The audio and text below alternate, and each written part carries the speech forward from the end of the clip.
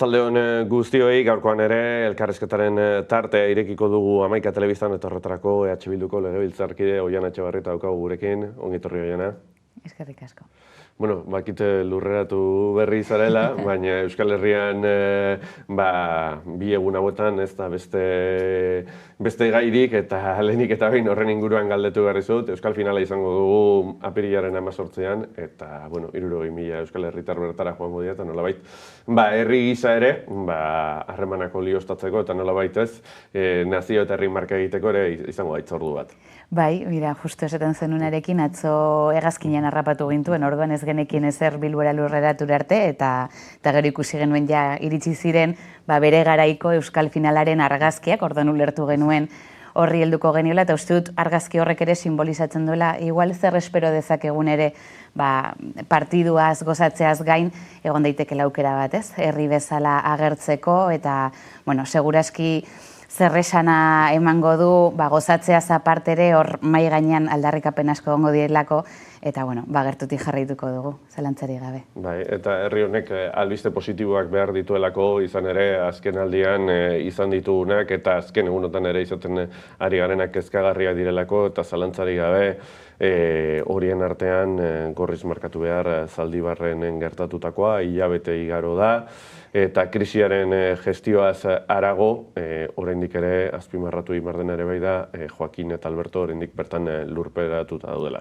Bai, eta gaur bertan gainera bere senitartekoek prentsaurreko bat egin behar izan dute eta uste dut argi erakusten duela horrek ez dugula ongi jokatu, alde batetik gobernuak ez duela inondik inora behar zuen moduan ez komunikazio lana egin, ez koordinazio lana egin, hori salatzen ari zien, hori ikusten egon gara egun hauetan, eta herri bezala ere bai uste dut simbolo bat bilakatu dela, simbolo txar bat, nola baita esateko langile klasearen lan baldintzen eta eskubideen inguruko simbolo tamalgarri bat, ez? Eta zentzu horretan mila aldiz esan dezakegu familiari, senitartekoi, gertukoi, gure elkartasun oso adierazten diegula, baina hor ardura hartze bat egon behar du, instituzioetan oposizio zein gobernuan gauden pertsonen aldetik ardura hartze bat egon behar du,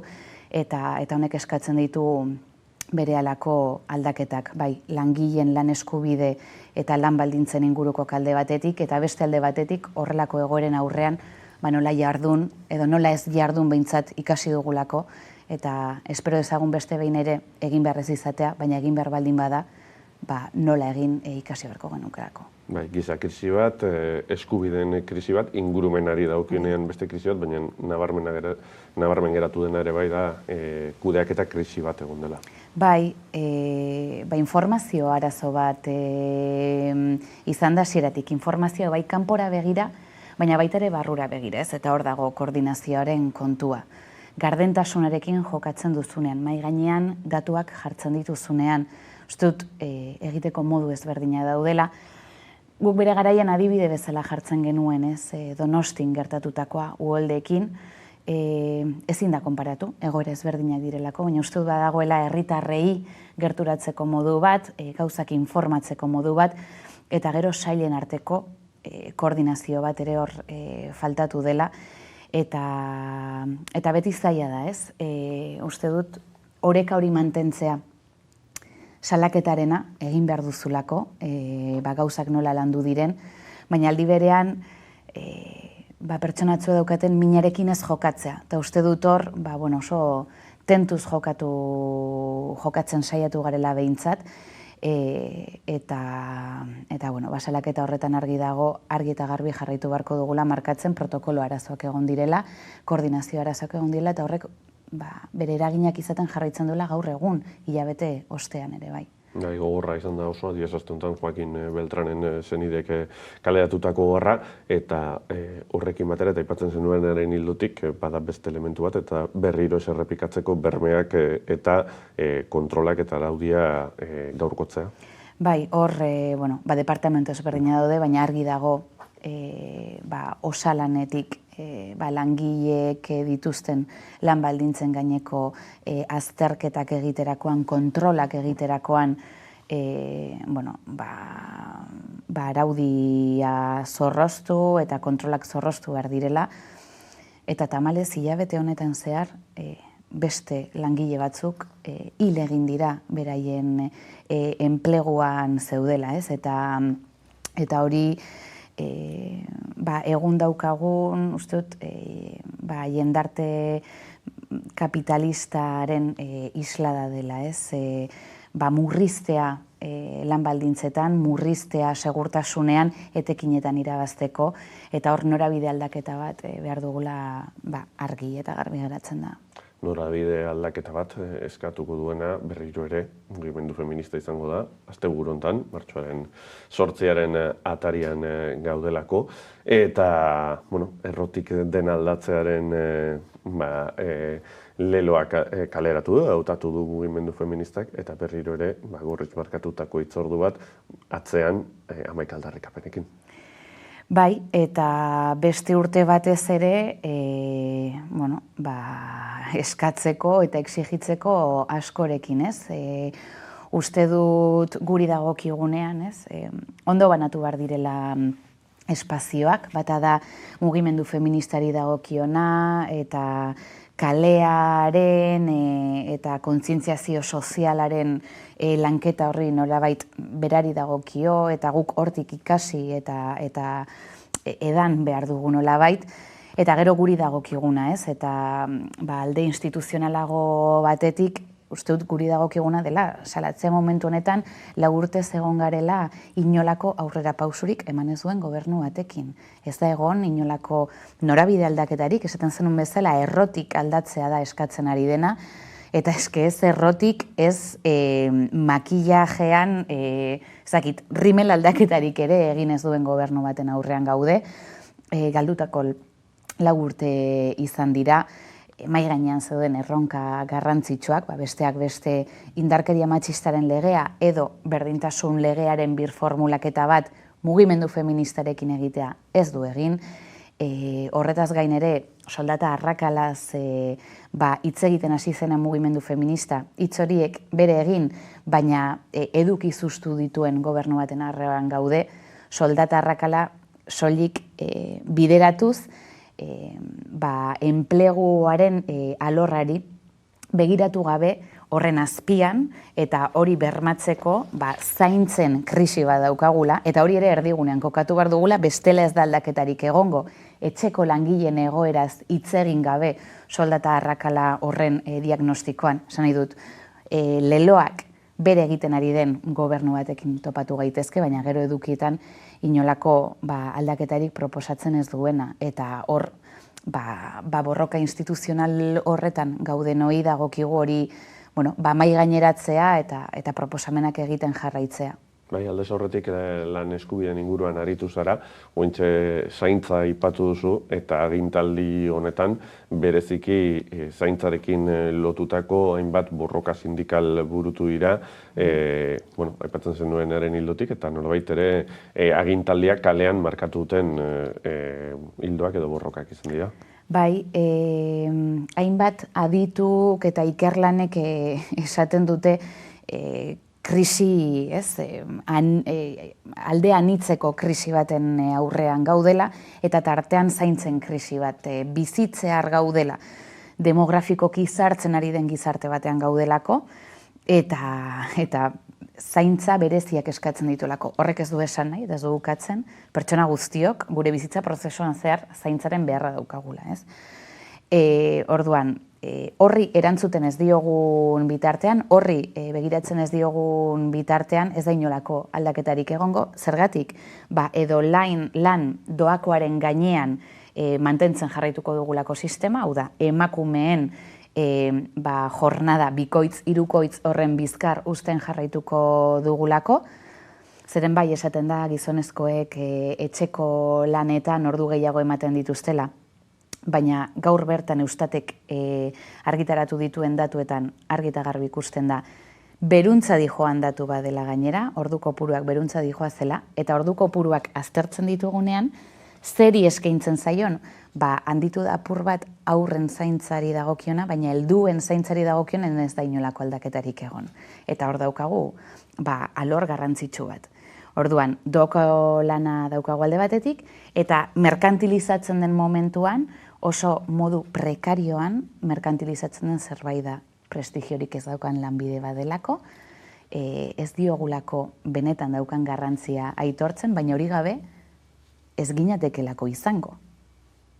Argi eta garbi, baina ze baldintzetan dauden emakumeak, ze lan prekariotan dauden emakumeak, begiratu besterik ez dago, esan duzun bezala, bai mugimendu feminista eta baita ere sindikatuek borroka feminista hori egiterako garaian, Bizkaiko Zahar-Egoitzetako langileen urte luzeko greba hori egongo litzateke edo momentu honetan Gipuzkoan dagoena.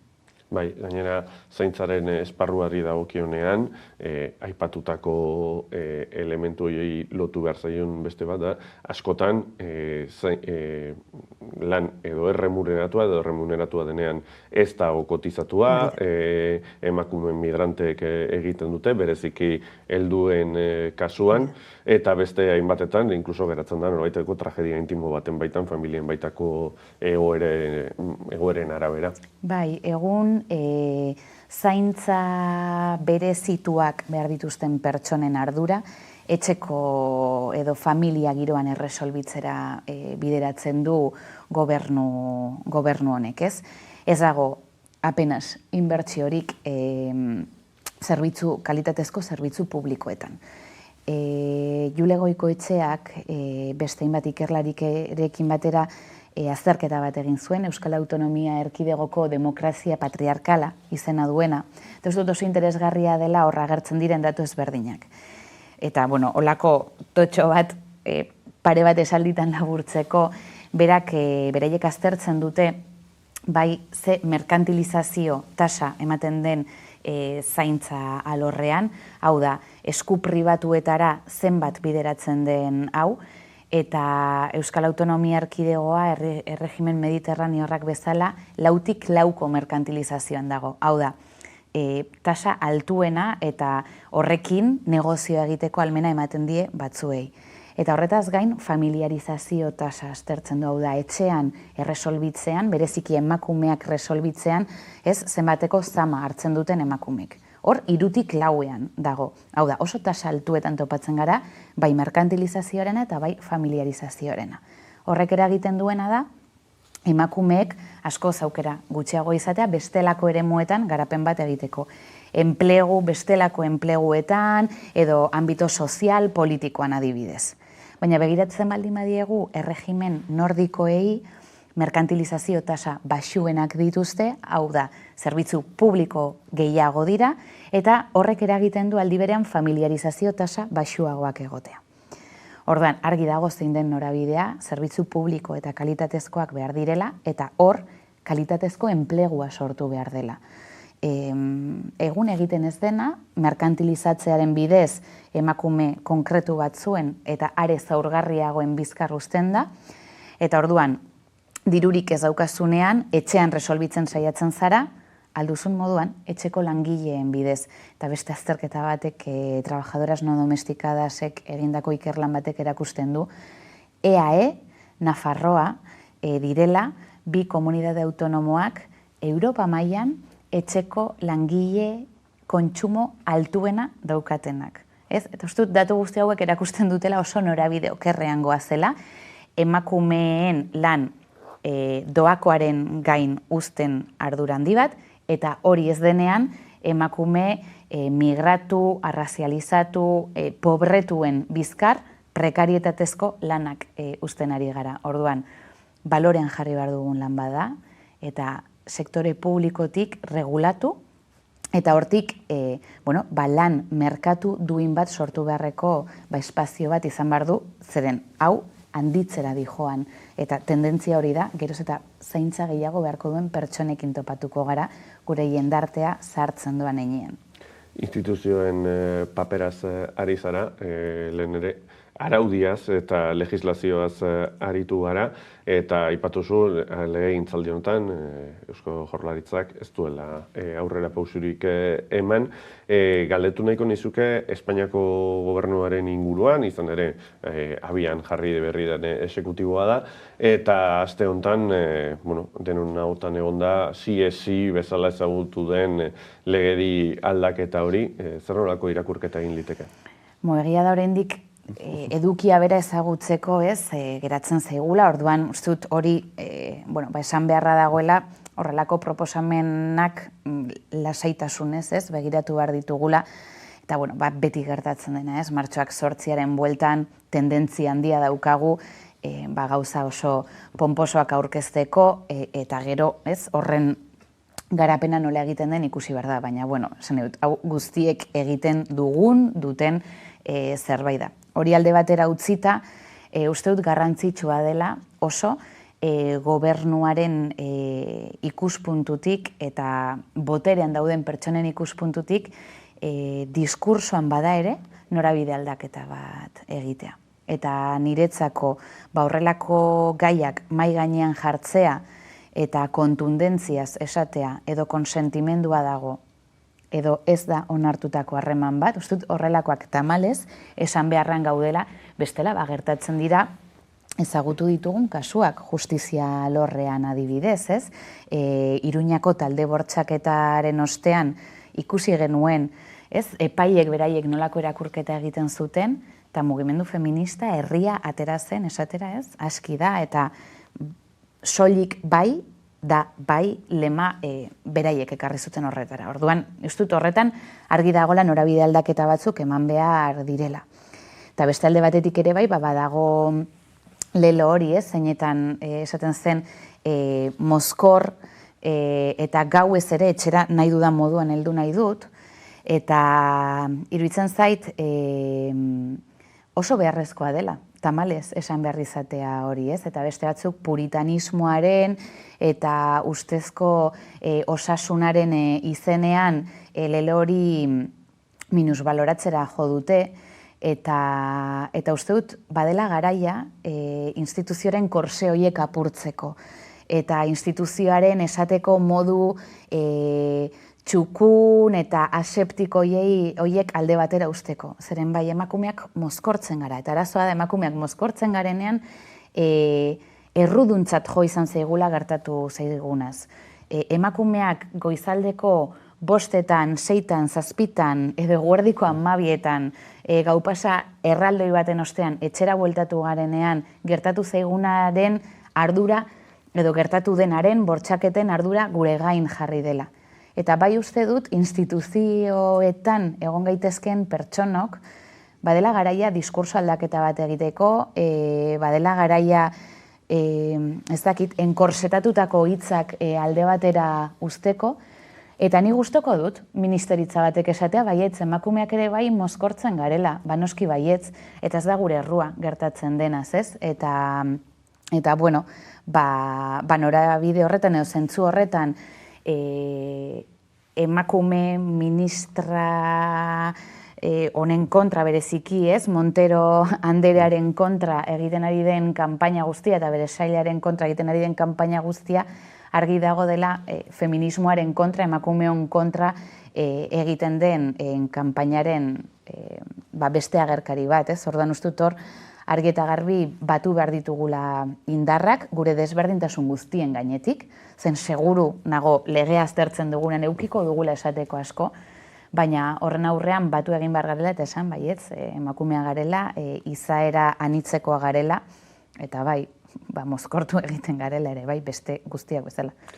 Kalendarioak aurrera egingo du eta ikusiko dugu lege honen eta bestelakoen nolabaiteko bestelako aspektuak aipatu bezala, baina apirilaren 5ean berriro ere hauteskundeak izango ditu, kasuntan Araba, Bizkaia eta Gipuzkoan, eta duela aste batzuk jakin genuen Bilduk Maialen Iriarte hautatu duela lehendakari bezala, zu zeu ere zerrendetan joango zarela, eta nolako perspektibetekin aurkezten da Bildu?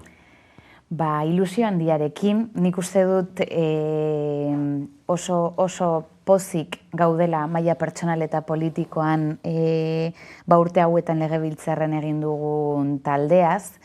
Nik hasi nahi nuke esaten, topatu dela talde bat, espero ez nuena, instituzio batean topatzea, espero ez nuen zerbait topatu dut, da lantalde bat.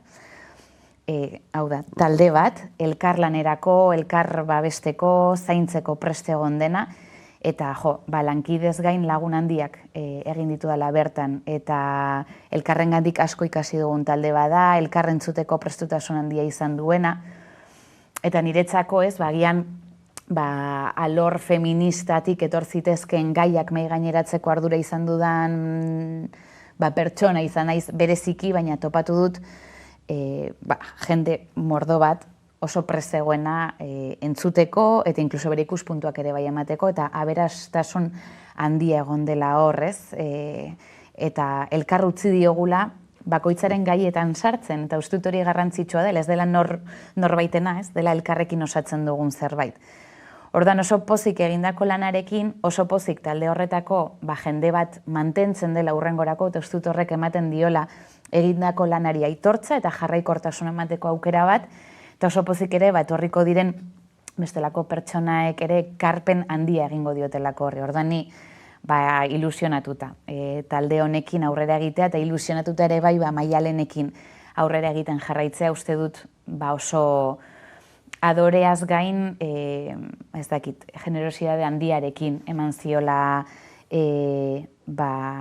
baiezkoa proiektu honi, ekarri diola bestelako ikuspuntu bat ere bai, talde lanean aritzeko bere, kazetari fazetatik zetorren talde laneko ikuspuntu hori ere, eta askotan txantxetan deitzen diogu gure lideresa, baina bai badauka pegamentu eta elkarlanerako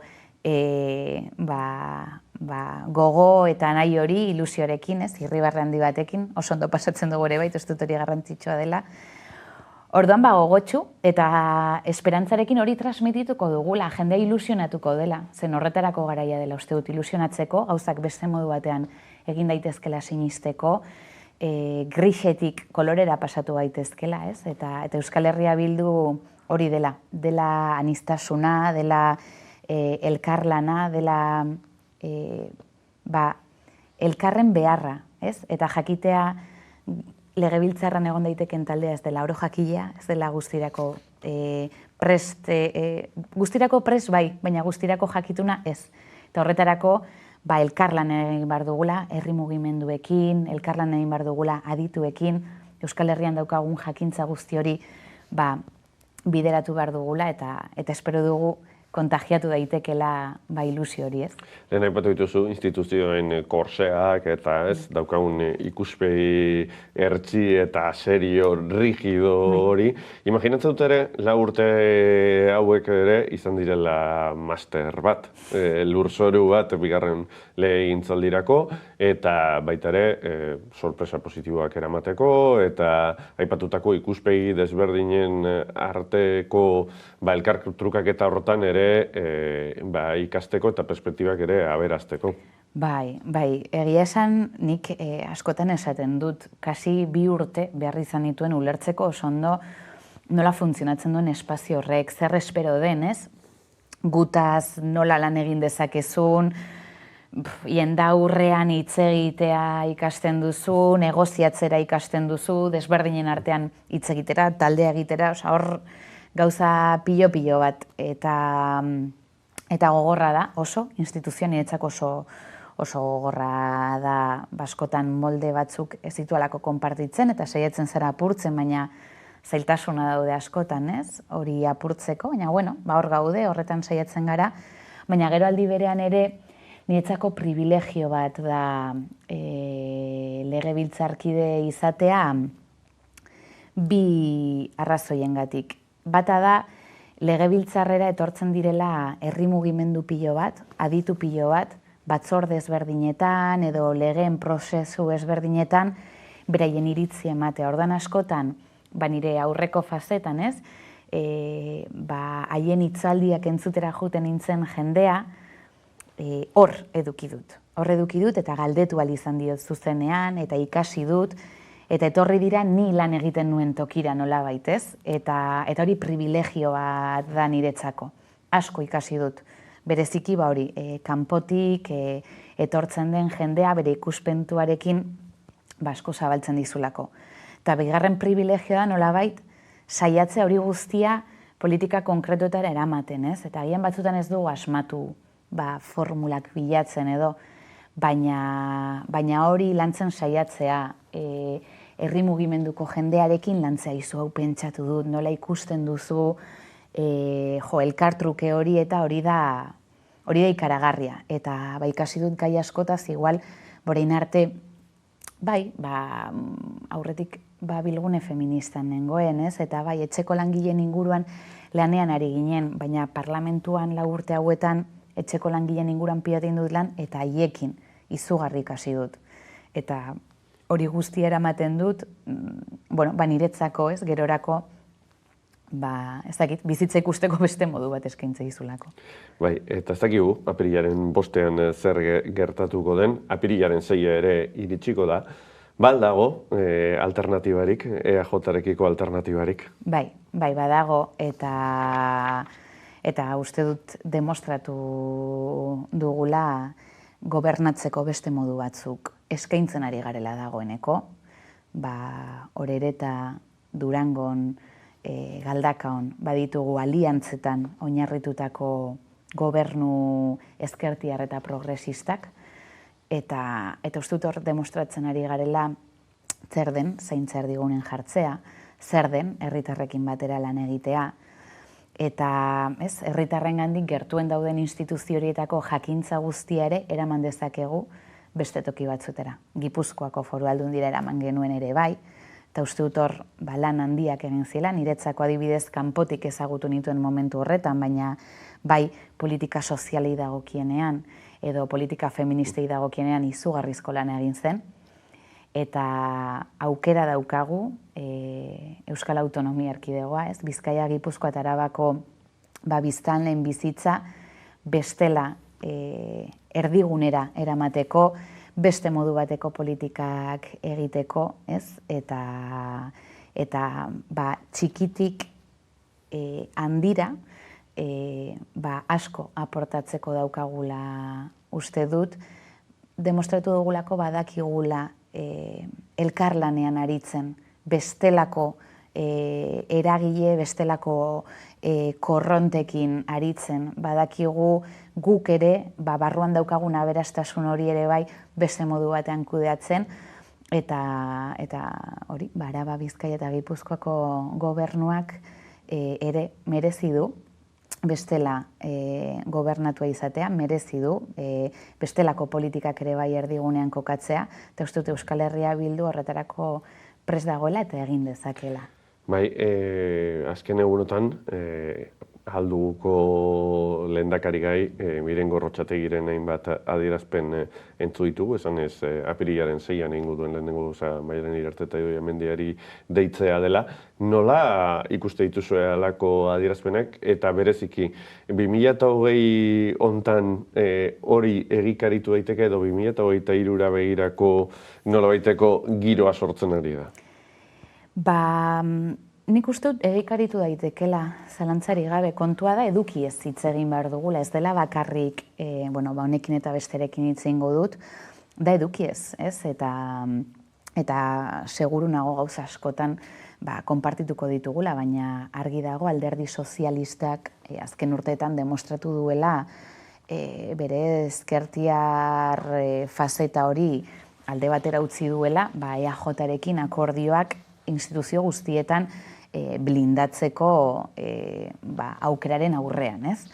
Orduan, ikusi beharko dugu, baina argi dagoena da sozio preferente bat aukeratua daukala dagoeneko, baina nork daki, zer gertatu daiteken, nork daki, momentu batean, esaten nuen bezala, eduki horien inguruan prest etortzeko kapazak. Ote garen, guk behintzat, badaramagu, ez?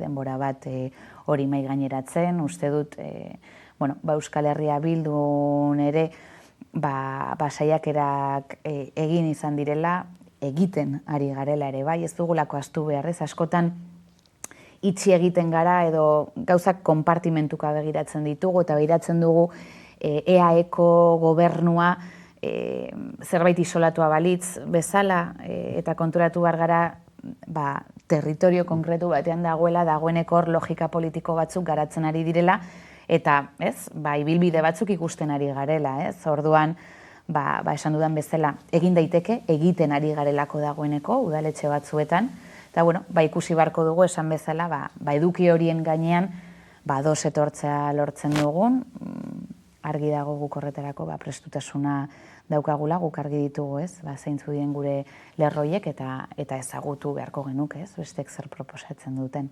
Hausnarketa hauekin geratzen gara, Oiana Etxebarrieta, eskerrik asko, plazer bat. Ni esker zuei. Eta gogoratu, informazio guztia gurean gaur albistegi zerbitzuetan eta gakoak saioan topatu dezakezuela, eta nola ez, amaika.es webgunean eta Amaika Telebistaren Twitter, Facebook, Instagram eta YouTubeko profiletan gure partetik besterik ez, eta gabon pasa.